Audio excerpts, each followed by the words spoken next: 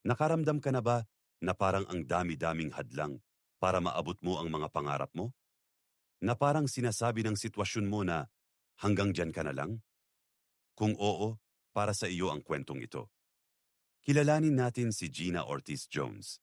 Isa siyang proud na Pilipina-Amerikana na nagpabagsak ng mga matitinding hadlang.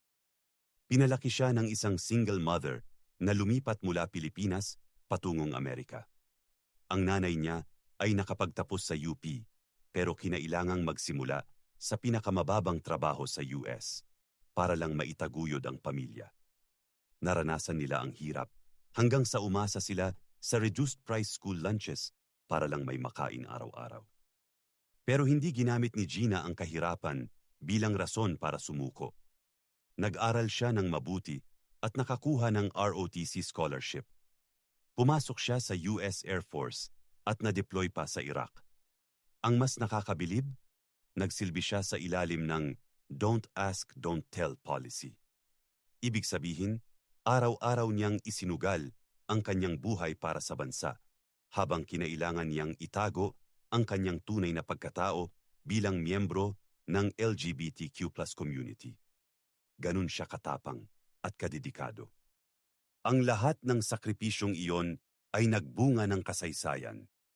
Noong 2021, itinalaga siya bilang Undersecretary of the Air Force.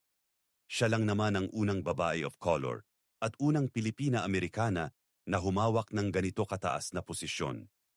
At hindi siya tumigil doon. Patuloy siyang lumaban at naglingkod hanggang sa mahalal siyang mayor ng San Antonio, Texas noong 2025.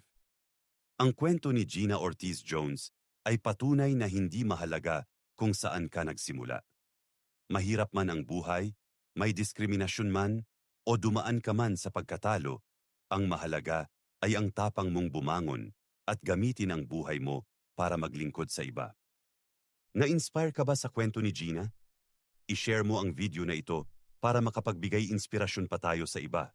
Huwag kalimutang mag-like at mag-subscribe para sa marami pang kwento ng tagumpay. Hanggang sa muli.